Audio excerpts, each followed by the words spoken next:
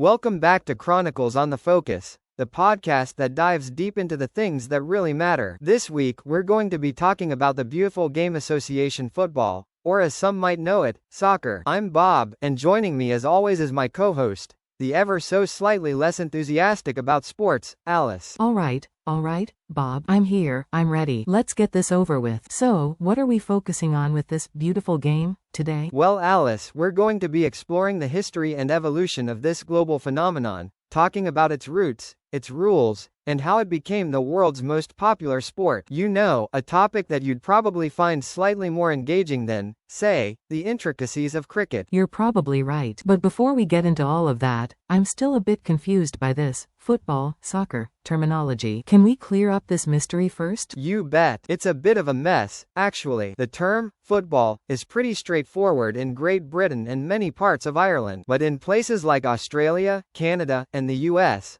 soccer is the preferred name. Apparently, it comes from association football, hence, soccer, and then, soccer, thanks to a little bit of slang from Oxford in the 1800s. So, basically, a bit of a linguistic mess with historical roots. Makes sense. Anyway, let's talk about the history of this game. You've mentioned it's really old. Are we talking ancient old? We are. You'd be surprised to learn that kicking ball games have been around for ages. Even in ancient China, they had a game called kuju. It was a mix of football, basketball, and volleyball, but it was a competition. That's fascinating. So it's not just a modern invention? I thought it was something that came about in the 19th century or so. That's where the modern rules of the game came into play. The late 1800s in England saw a standardization of the rules with the formation of the Football Association in 1863. A bunch of schools and clubs were trying to figure out how to play this game, but it was a little chaotic. So, it's like how people try to play board games without really understanding the rules,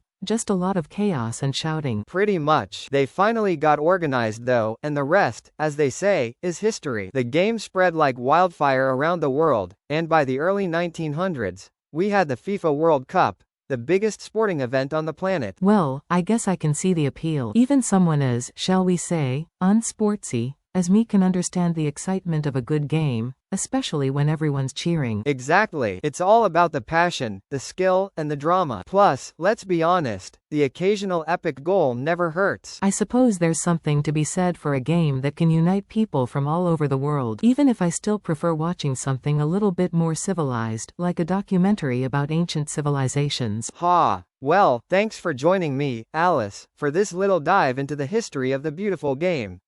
Stay tuned for next week's episode where we'll be talking about